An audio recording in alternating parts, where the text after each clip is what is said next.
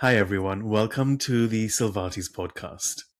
So today on the podcast, I'm really excited to have a very dear friend of mine, Dr. Paris Capleton, who is a clinical psychologist and lecturer joining me today. And we are going to be talking about parentification and identity of Black female clinical psychologists. So thank you for joining me on the podcast, Paris. You're so welcome. I'm really happy to be here. Now, I know we've known each other a while, and I followed you through your training into becoming a clinical psychologist, as well as watching all your social media posts about the doctorate diaries. So I'm so happy to finally get you onto the podcast to talk about this.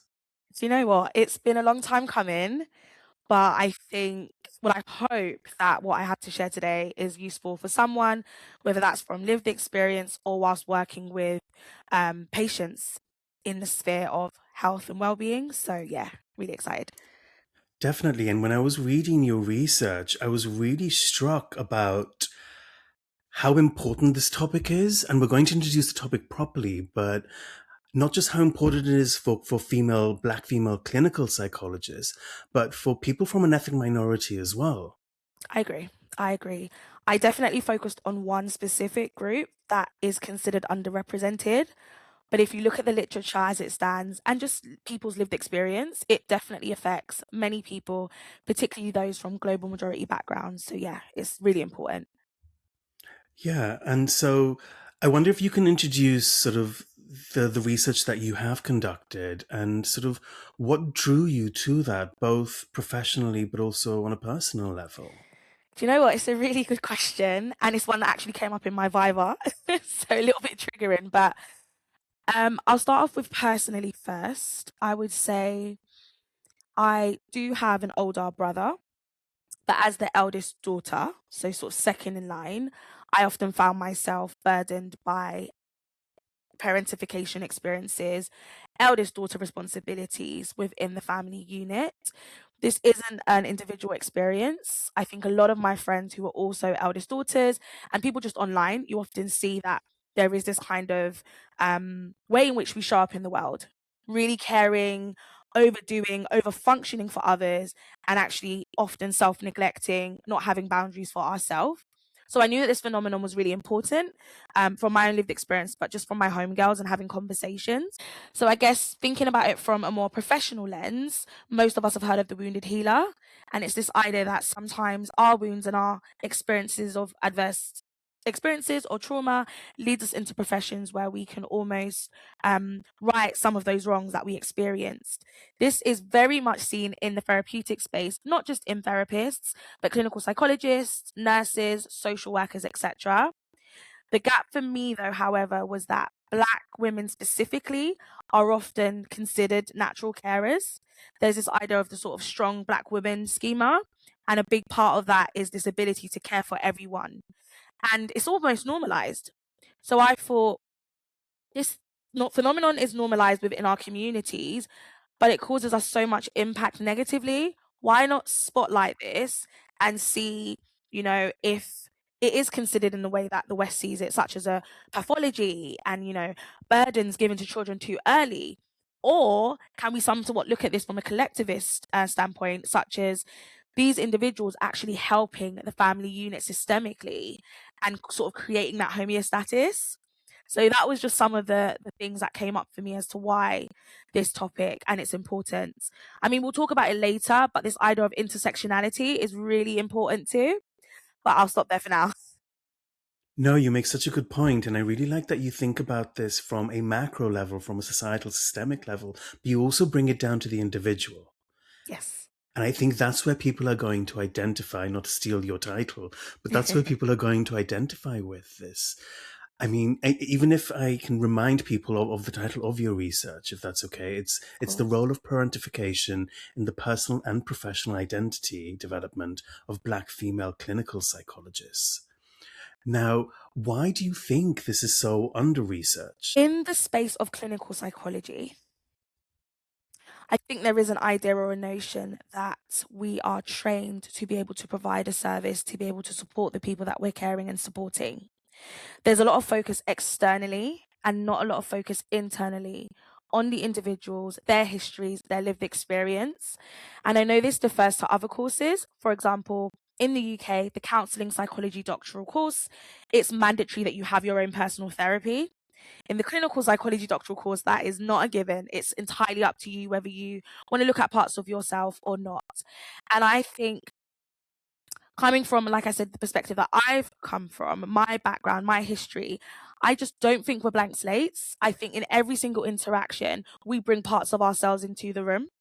So why not focus on the parts of us, our identity, and what parts are showing up in the clinical space, personally, professionally, but also how those dynamics show up in systemic lenses, how we show up to supervision, what things we bring, what things we don't bring, how much sort of responsibility we feel like we have over the people we work for versus not, how much we feel able to say no and hold boundaries.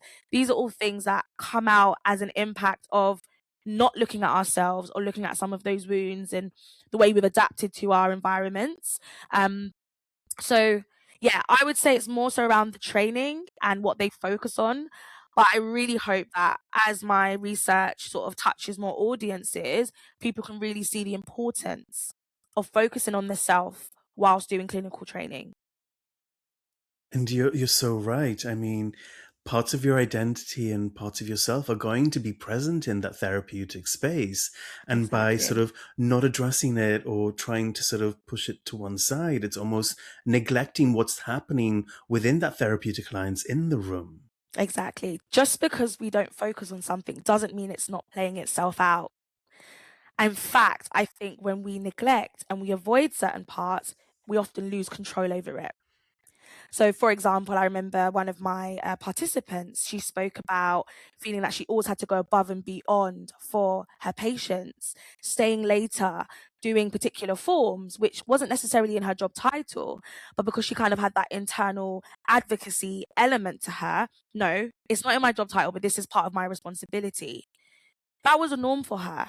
It was only when we kind of had the interview did she recognize that in many ways this was over functioning. And perhaps her actually doing the work was maybe disadvantaging the patient, because there are loads of people out there, there are particular advisors that this is their job and this is their remit. Why not signpost over to the professionals? We don't have to do everything. We don't have to carry everything. And sometimes in doing that, like I mentioned, we actually end up reinforcing negative patterns or experiences.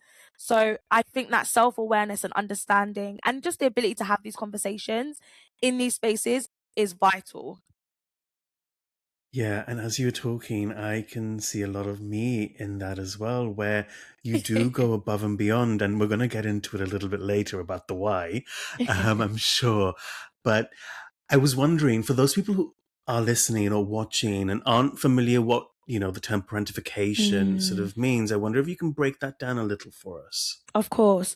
So it is quite an Americanized term. So most people wouldn't have heard of it, but they may understand the dynamic that plays out. So I would define parentification as a role reversal between parent or caregiver and child, in which the child ends up taking on the responsibilities that would normally be considered for an adult. So this can take the forms of two different ways. The first is emotional parentification. This is our counselors, this is our confidants, this is the children who mediate when there's family disputes, difficulties between parents. They really take that emotional load for the family unit. And the second way that it shows up is what they call instrumental parentification, or also known as practical parentification. And this is more of those kind of practical labor responsibilities, including cooking, cleaning, handling finances. It could be language brokering for parents where English is a second language, but also helping siblings with things like homework and almost being that role model. So that's how I would describe it. There is a role reversal. So again, the child is expected to take on these roles, usually involuntary and often outside of their bandwidth of developmental responsibilities. So that's another thing. People often say, okay, well, what's the problem with children taking on chores? Or what's the problem with children being able to understand their emotional world or the emotional world of others? The problem with parentification is this experience is often done at a developmental level in which the child is not quite at yet. So it's very overwhelming and, yeah, harmful for the development of the child and young person. Yeah. And so, how young would be too young for some of these roles to be taken on? What did you find? Do you know what? It's a really good question, and I definitely think that would vary depending on where we're looking at in the world. I'm from a Caribbean background, and I know for a fact children as young as 5, will be climbing mango trees to collect fruit for the family. That's considered normal, and actually maybe somewhat of a confidence building task, right? They're contributing to the family system. In England, where I live, if a child at 5 years old was climbing trees to collect apples for the family, I would be 100% sure that social services probably would be called for things like sort of risk, danger, all these things. So I think the first thing is that it really depends on where in the world we're looking at this. But also it really depends on the child and how the child is, what's the word? Interpreting this experience. That's a big part of parentification as well. In the literature, there's an element of whether a child considers what they're doing as fair or unfair. If a child considers it unfair, for example, if they're maybe 7 years old and they're having to be cooking in the kitchen rather than sort of playing with their peers, it would have a negative impact on them. Versus if a child maybe is 7 years old and they're helping their um, parent in the kitchen with cooking, and it's kind of almost supervised and it's again encouraging them or leaning into one of their hobbies, they would consider it a positive thing, and that might not be considered parentification. So there's different aspects to it. I would say what would be generally considered helpful or useful development for a child, how much support they're getting. Remember, a lot of the time, parentified children don't get support. If anything, they are expected to problem solve and to do these things on their own. And then lastly, how fair the child feels like these responsibilities are. We could have a child that's 15 and it's their main role to pick up their younger siblings from school. They might consider this completely unfair when all their friends are going to the park afterwards. And even though they're 15 and one might consider that an appropriate age, it's taking away from their development, their essence of being an adolescent and figuring out what roles they want to take out and play in the world. So it's quite nuanced, I would say. Yeah, I would say it's quite nuanced. I really like that you make that distinction between sort of, and when you were talking, I was thinking about, me in the kitchen with my mom helping her cook, for example. But there's a very strong distinction between me helping her cook versus me being a young person having to cook for the rest of the family because nobody else Exactly. was going to do it, for That example. part. Exactly Yeah. that. It's the responsibility that the person feels they have for this particular task. And within the context of Black families and communities, how is this parentification expressed? Mm. Firstly, I would often say it's intergenerational. So, what you'll often find is that parentification is a cultural element that has been passed down. The clinical psychologists that I interviewed, majority of them had a mother who had also been parentified, a mother who had also been thrust into this role and these caregiving roles and responsibilities earlier than her time. So if we see it as something that's been passed down, it's actually normalized. It's sometimes an expectation, particularly for the eldest daughter. So there's this idea that the eldest daughter is almost the additional parent, the additional helper of the family system. And this doesn't always have to be in single parent families. It can also be in families where there are two parents. But because of the gender differences and the idea that, again, generalizing here, but generally within sort of Black communities, women are the ones who take on particular roles, the cooking, the cleaning, the rearing of children. That then falls onto the eldest girl who almost supports their mother in these roles. Um, I think it is important here to nod that parentification also does impact men, but in a slightly different way often.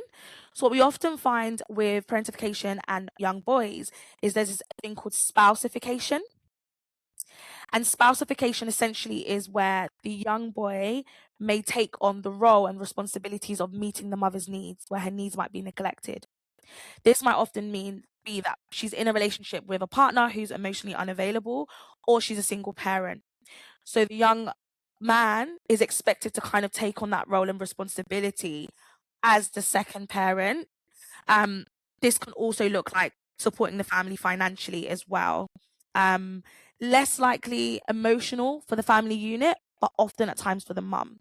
So I'm not saying that it doesn't affect men, it does, but with women, because of the intersectionalities of gender, of race in this instance, and the cultural understanding that women are supposed to do certain roles, it often falls on them more so. So yeah, within the family unit, it's something I would say that's normalized. It's often considered that, well, everyone has to do it, so what's the problem?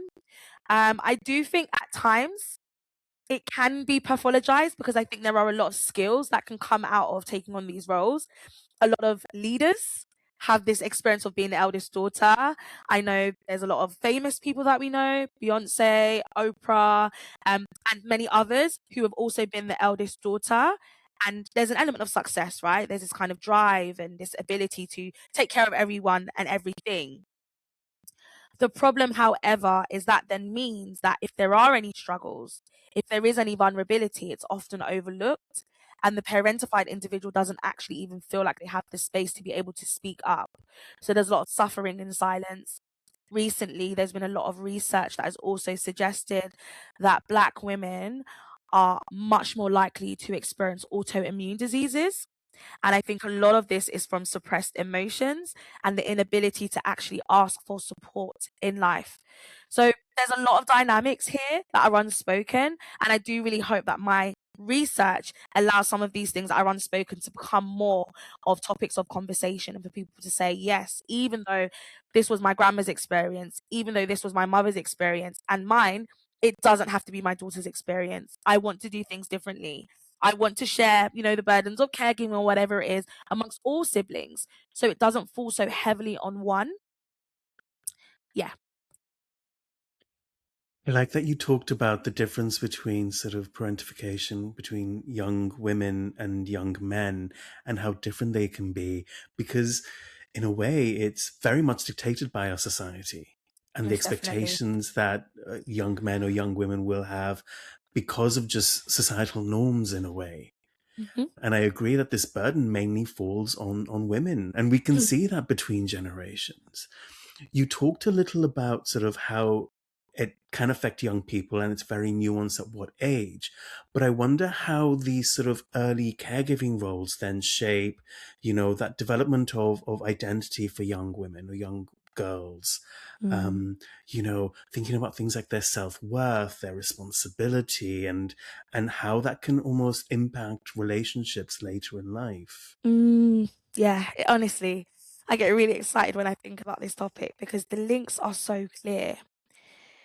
From an early age, if we have been socialized to care, to provide, to support, as we grow older, that almost becomes fused with our sense of self worth. If I'm not caring for, if I'm not providing support, if I'm not taking responsibility, I am unworthy. In developmental psychology, when we think about sort of the adolescence, this is a period in which we're able to, or hopefully able to try on different roles, right?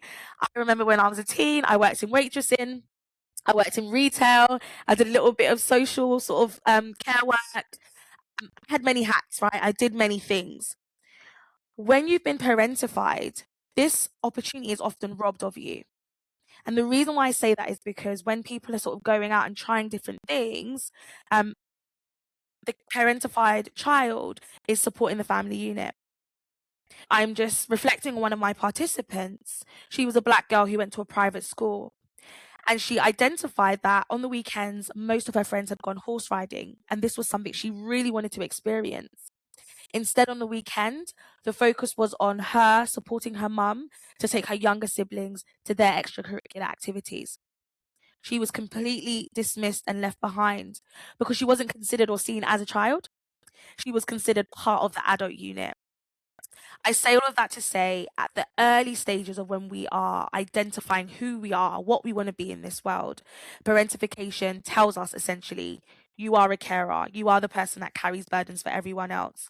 You are the person that doesn't complain whilst doing these things because if you do, then something goes wrong within the family unit. So we often find a linear pathway from being a carer early in life to becoming a carer as our profession. Yeah. And how would that sort of affect relationships later in life? Yeah. I definitely think it affects relationships later on in life. I think there's a lot of literature that suggests, firstly, looking at romantic relationships, that eldest daughters who sort of are taking on this role of supporting people emotionally, but also practically, end up going for partners who they can also support in that way. So it's almost a way of living out the roles that we took on in childhood, unintentionally, of course. But if we think about the fact that if someone considers their sense of self-worth about what they can do for others and how they can care for others, then of course they're going to need to support and care for a partner to feel loved, to feel needed, and to feel worthy. This also plays out in friendships. People that are parentified are often the ones that do a lot of the planning, are often the ones that kind of take a lot of responsibility to keep the friendship units together, the ones that are saying, hey, we haven't seen each other in a long time, let's go out. Relationships are not always reciprocal. For the parentified person, because they've learnt these skills so early on, it comes really naturally to them, right? But that doesn't mean that it isn't having an effect. It doesn't mean that they are not navigating these relationships feeling like, if I don't come forward, if I don't do these things, no one will. So there's a lot of loneliness within relationships. There's a lot of overcompensation within relationships. And not to just focus on friendships and romantic relationships, but also family units. They are usually, I think the term on social media was like the family admin. So any family holidays, they are the ones booking everything. Any family dinners, any events, they are the ones that are really taking on those administration duties. Again, not asked for, but almost expected. So it really impacts their relationships.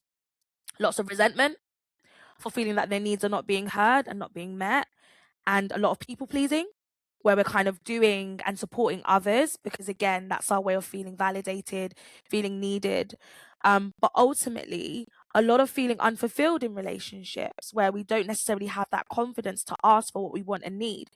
Because when we go back to childhood, there was no space to do that. So almost there's this element of not updating what was once potentially helpful then. If you were the main responsible person to support the emotional needs of the family unit, there was no one to ask for support, right? You had to really sit in that yourself as a child.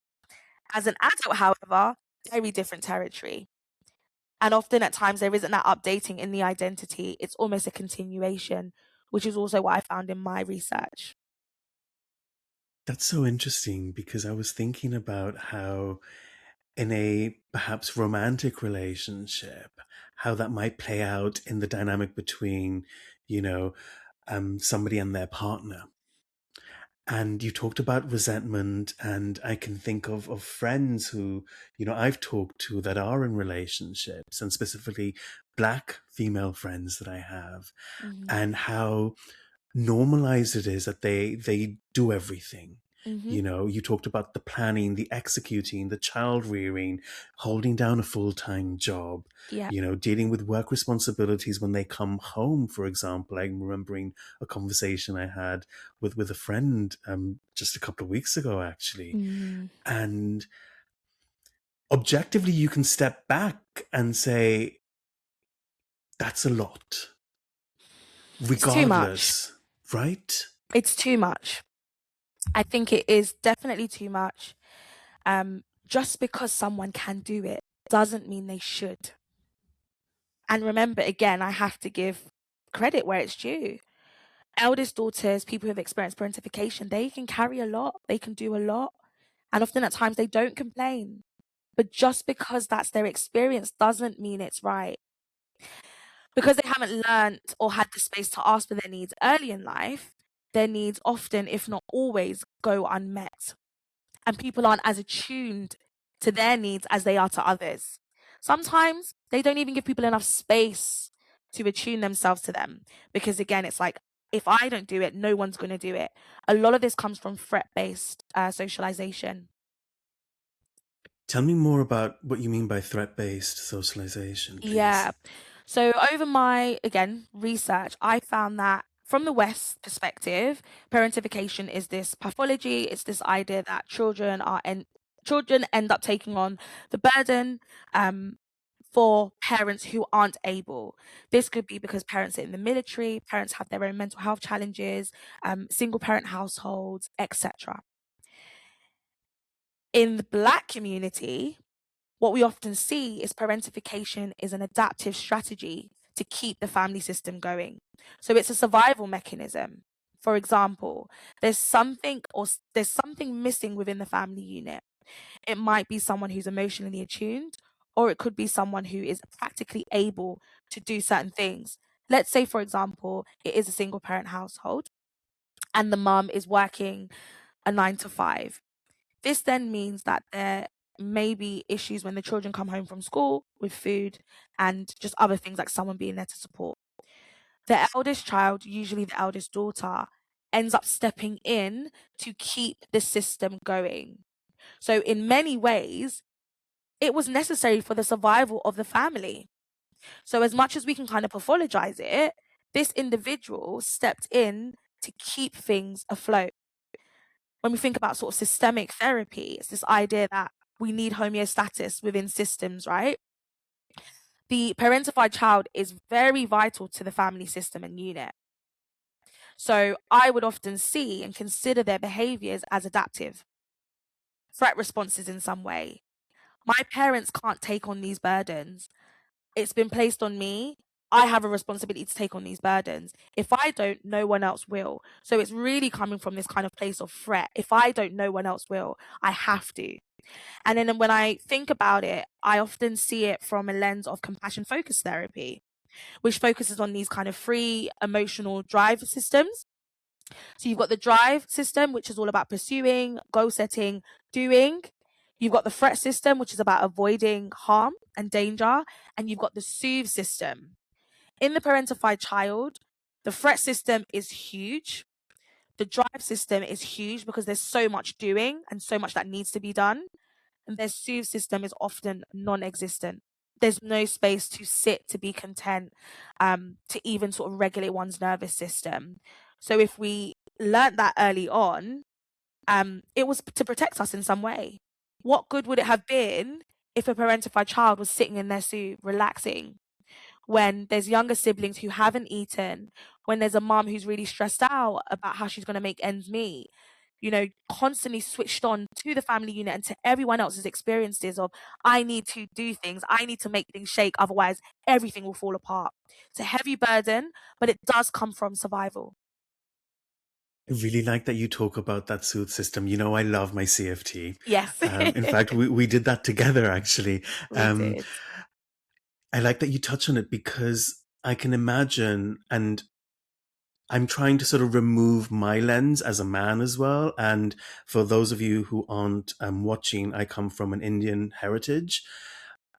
So I'm really aware of the lens that I'm bringing into this and trying to sort of step out of that. Mm, But I can imagine, for a lot of people, not engaging in that soothe, but also not being taught how to engage in that soothe. So that exactly. when you're at home, and I can imagine like a parent coming home, like if you were seen to be relaxing, it's like, what are you doing? Why are you Exactly. relaxing? Why aren't you doing this?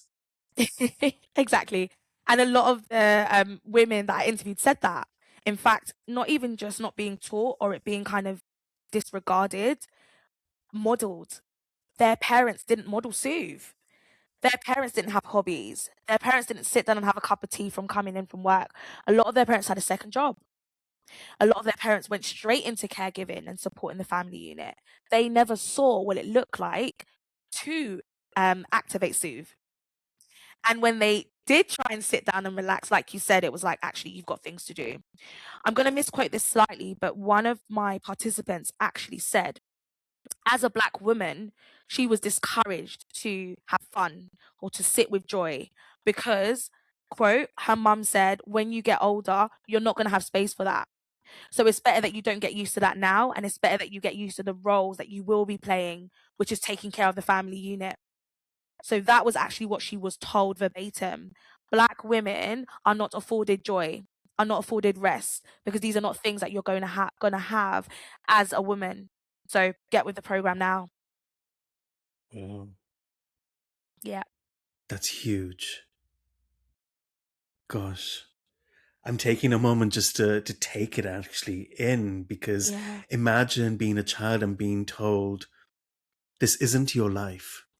You don't exactly. get to do this. You don't deserve this.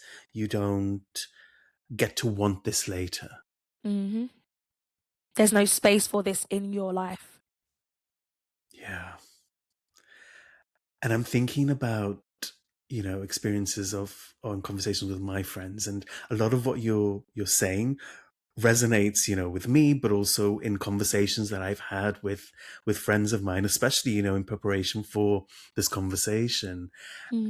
And I wonder if any of these experiences, cross over to different cultures. Absolutely. I think within certain cultures, so I remember doing a research project on the Chinese community, and we came across this word called filial piety, which is where the children are expected to support the elders. And that is just kind of what's seen culturally. I think this kind of early caregiving and supporting the family unit comes up in many collectivist communities. But like I mentioned, it's often framed differently and seen differently. It can be seen sometimes as a form of virtue, a form of giving back, a form of supporting and providing and doing what's right for the family unit. And this can, like I said, be considered and seen in sort of Asian communities, which we do see it. Um, I would say the difference perhaps in Black communities is the way in which it's honored and valued and the meaning attached to it. Even though in some instances it can be seen as a virtuous thing, that I would say is less likely. And it's more so seen as this is an expectation. This isn't something that's going to make you more kind of, I guess, respected within the society. This is just an expectation for you. So, yes, it isn't just for my community.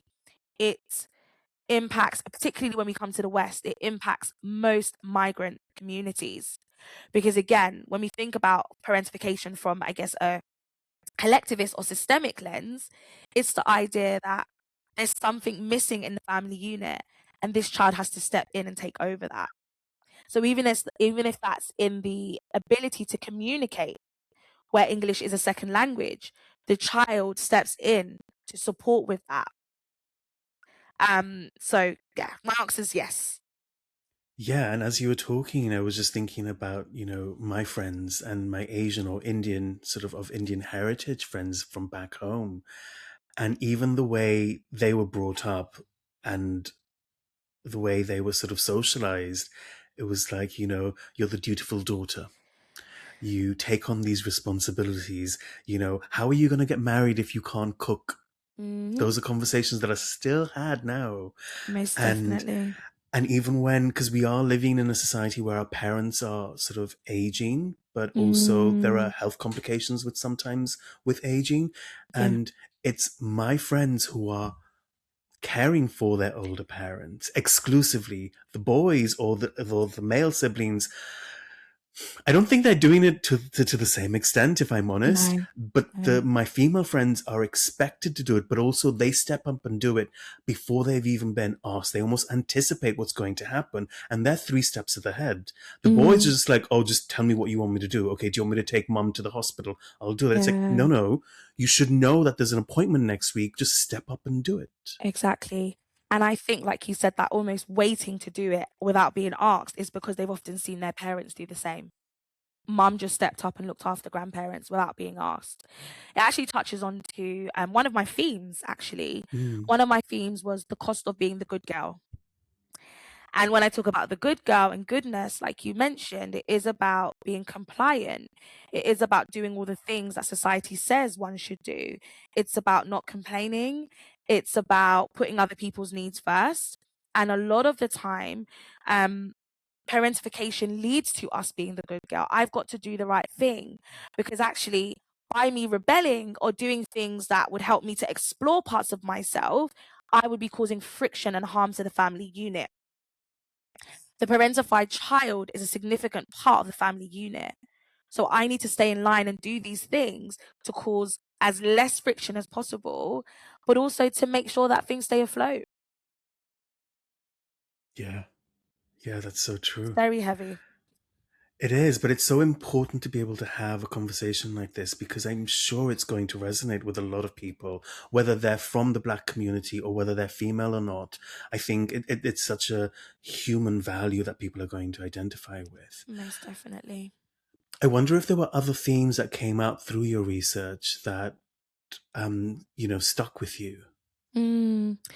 I would say I named it intergenerational responsibility and internalized roles. And essentially, this is all about caregiving becoming part of a sense of someone's identity and self worth. If I'm not caring for others, who am I? If I'm not a clinical psychologist, which essentially is a form of caring, who am I? So people really become fused and enmeshed with these roles outside of work, but also inside of work, right? It's this element of responsibility and identity that's been formed. I found this particular theme really interesting because I think it spoke to the kind of unspoken expectations that are placed on parentified individuals. This is just who you are. And actually, there's never been any space for you to explore any other sides of yourself. So, if this is the side of you that's been strengthened the most through repetition, then surely this is what I should be doing. So, when you think about jobs, this is what I'm known for. This is what I'm good at. So, of course, I'm going to go into the caring profession. Of course, I'm going to be a therapist. Of course, I'm going to be a psychologist or a nurse or a teacher. And to follow up to something you just said, you said, if I'm not caring, who am I? I Mm, think that really stuck with me because I imagine for a lot of people that becomes their identity, but that's also all they know. And mm, not to sort of diminish that experience, but it becomes almost this, it's a solace. It becomes almost a gratifying part of that identity. It's almost like yes. I'm the carer. I can do this and I do Yes. it better than other people. Oh, you're really hitting on something because, again, I'm thinking about one of my sub themes, which was when caregiving becomes self validation. So, actually, yes, what was perhaps thrust upon someone early in childhood becomes part of their identity, then becomes part of something that they need to protect. So, I remember one of my participants saying, actually, I know how to do things better than others. Actually, someone caring for me threatens my identity. So dismissing care, dismissing support because it threatens my identity and it undermines what I know I'm able to do. So yeah, in some ways it can become a little bit malignant in that actually people end up finding themselves in positions in which they can care for others. And unintentionally enabling some people in their lives. So I think about mothers who have been parentified and have been so used to that caregiving sort of responsibility, they may enable their adult children. They may do so much for their adult children that their adult children actually don't learn the skills and tools necessary to be a fully functioning adult. Because if we're not a fully functioning adult in our own right, we have to come back to you for caring. So we end up validating that part of you. So sometimes, again, if things actually caused us harm, actually we can end up causing harm to other people. Isn't it interesting? Right? Because in a way, if I don't, and I'm speaking hypothetically here, of course, but if I don't allow my child to become a fully functioning adult out in society, they still need me. They maintain that closeness with me because there is a dependency. So Hmm. actually, I don't feel quite as lonely then, Mm. You still get to keep your identity of the caregiver. right? That's it. And so when I was reading your research, many of your participants sort of described their work as a continuation of that childhood Mm. caregiving. Mm. How did this show up in their professional identity? Mm. I would say the first way it showed up was this essence of being attuned, building really strong rapport and relationships, being able to almost know what someone's experiencing without them saying it. These aren't skills that they learned through clinical training. These were skills that were learned in early childhood. So, one of the sub themes I called clinical instincts born from survival. the idea that these clinicians are so good with people is because they had to be in childhood, right? So essentially, there's this kind of link between I was a carer early on in my life. This wasn't necessarily validated, but now, as a clinician and as this being part of my job, this is validated, not just through pay, but me being able to support those who may have been in situations that I was once in. One of the things I noticed was that a lot of the psychologists ended up working in areas that linked to their wounds. So Mm. one witnessed domestic abuse between her father and her mother, and she ended up working in prison, which a lot of women are in prison for fighting back against abusers. Another one where she felt as though she called herself the first mother. So she was so responsible for the family unit. Her mum was second. She was the first mother, and the family would make jokes about that. She worked in CAMS. So she worked with young people, and she often spoke about wanting to be and wanting to show up in these young people's lives in a way that people didn't. Someone never showed up for her.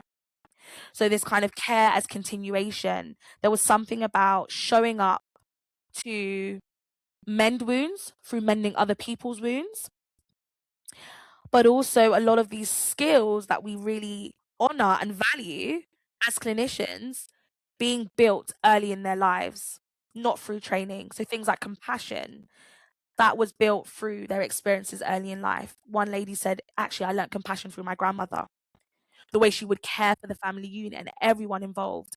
This wasn't a clinical skill that I learned on a doctoral program. So yeah, that was a really interesting theme. Yeah, and in a way, it's almost like these women that you spoke and interviewed are almost returning to these areas, like you said, as the adult that they needed when they were a child. Yeah.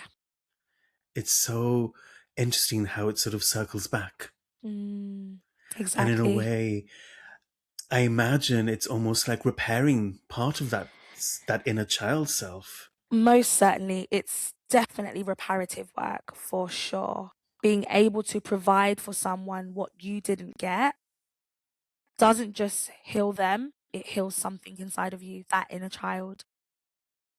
Yeah.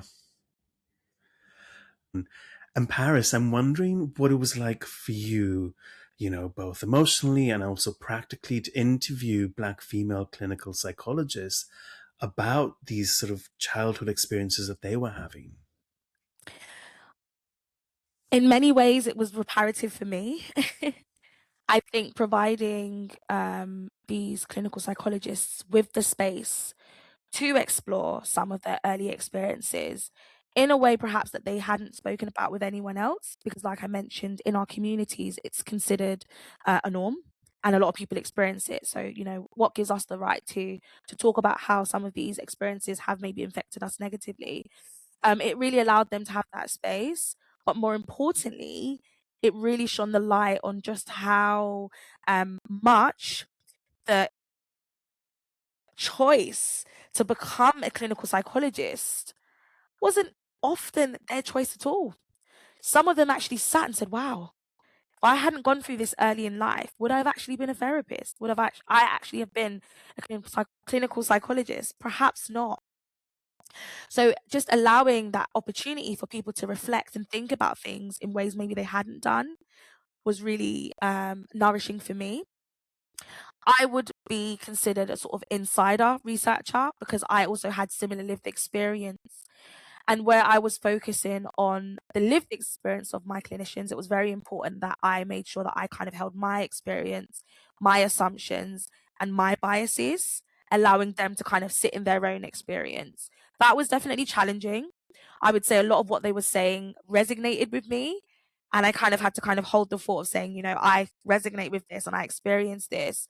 But even though that might be the case, it's different because they have a different lived experience. They're coming from a different walk of life. A lot of them had been qualified many more years ahead of me. There were many differences. So whilst I was kind of going through the interviewing process, I had to constantly remind myself that yes, there are similarities, but there are also these divergences. and to hold two of these truths in mind. Um, at times, it often did feel like a therapeutic space because, like I mentioned, the topics are very heavy, they're very heartfelt, and they're very real. And a lot of these women were still carrying out this over functioning, still carrying out this self silencing within the workplace. So, not just seeing this is something we experienced and we're talking about it from a sort of historic lens. Actually, this is our lived reality now. I'm really sorry I'm late to the interview. I stayed back late from work. So, there was something about actually seeing um, what the impact looks like long term and how it still shows up in someone's life and affects them. It was definitely a journey. I definitely lent on supervision heavily.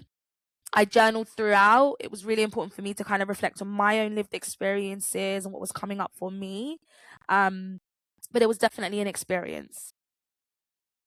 Yeah, and in a way, I'm curious as to ask, what that looked like for you as a researcher. You talked about having, you were very much in that researcher stance, but almost seeing this women and seeing these women so far into their career and looking at what their role is now or how it's expressed now. Did any of it sort of give you an idea of what you'd like to be or what you wouldn't like to be as a Black female clinical Oh, psychologist? for sure, for sure. I'm even just thinking about the kind of analysis process. It took me a good couple of weeks to get into it because it was so heavy. And a lot of it did really sort of touch close to home.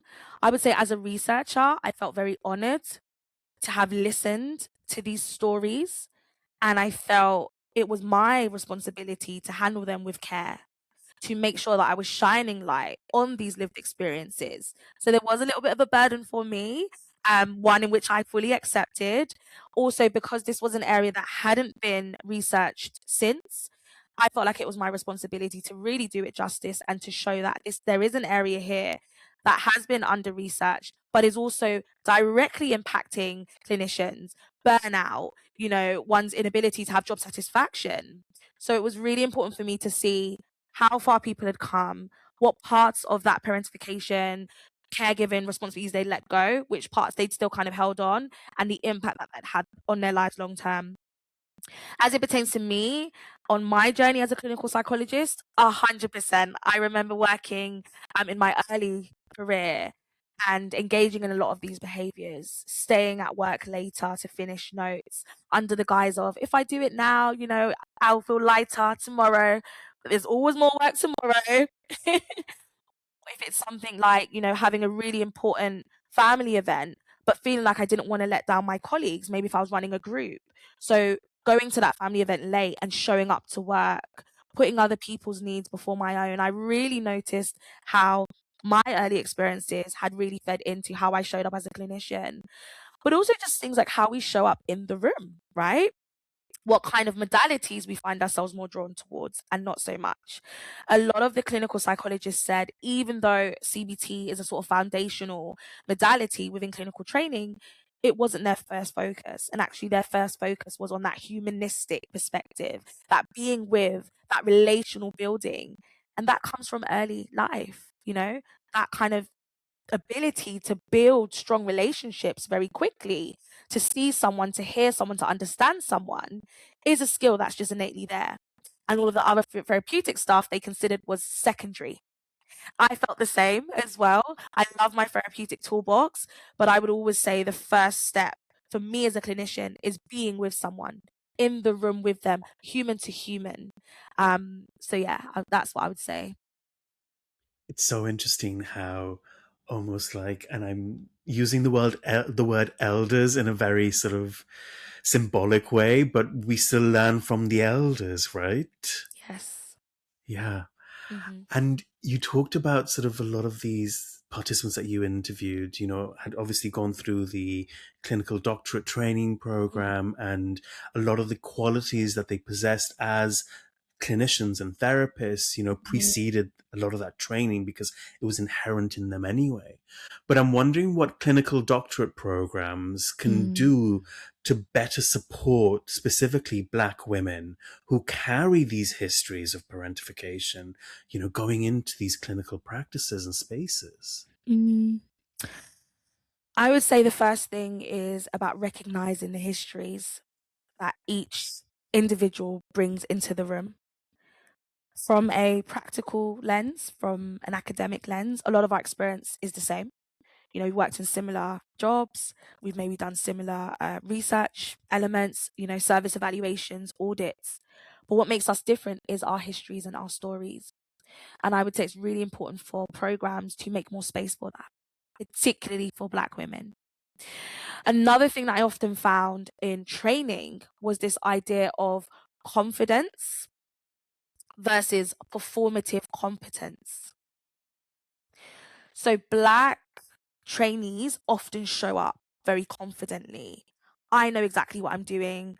I'm okay. If I need your support, I will come and ask.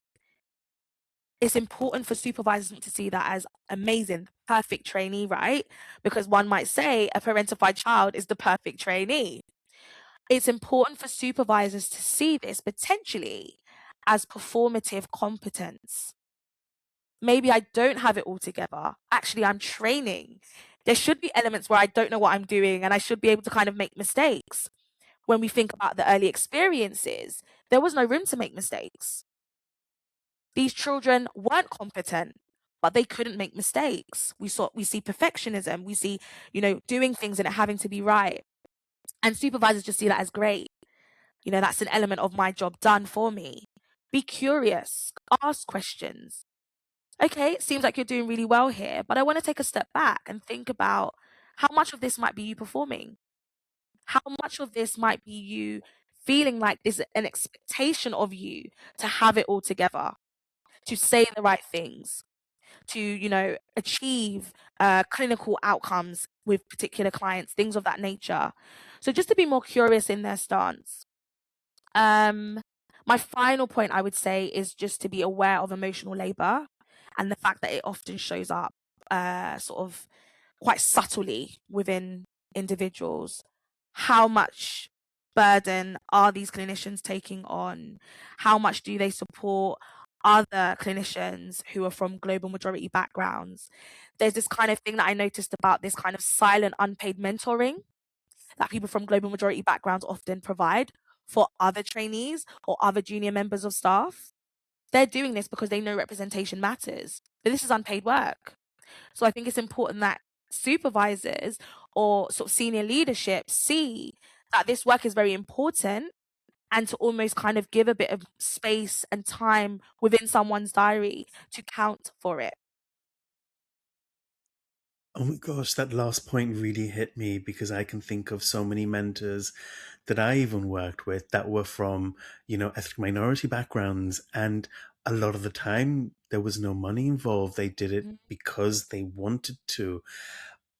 But you're right, they should have been paid for the work. They should have been paid for their time. For their time, or at least consider that this is a good use of time. So maybe, you know, you get to take a little bit of time back here, or maybe that's one less client. Because this work is very heavy. And like you, I've been mentored by many in this space, and I've also mentored many. And it's something that we don't necessarily ask to sort of be considered as like a badge of honor. We do it because we care. But systems need to know that actually it's someone's time. How can Yeah. we how can we allow this person to reclaim some of that time? And so I'm wondering, Paris, how does your research now inform how specifically Black clinical female psychologists are working in the workplace? Mm. I mean, I would hope that it would allow them to have the permission to push back, to say no to responsibilities that are not within their remit or perhaps someone else could do. I would really hope that it would allow them to actually take their annual leave, because this element of guilt for letting people down is very real, and it leads to people sometimes completely missing their annual leave deadlines. But more from a professional standpoint, I would hope that it gives people that kind of encouragement that being with a client in the room, not necessarily having to have the best skills and all of these things, is enough, that they are enough as clinicians.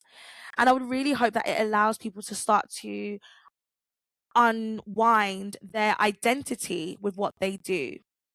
being able to see, okay, this is what I do and I'm great at what I do, but what other things do I do?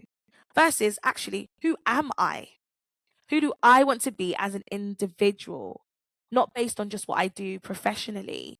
So I would love that. I would love to see more Black psychologists really lean in and pour into other sides of themselves.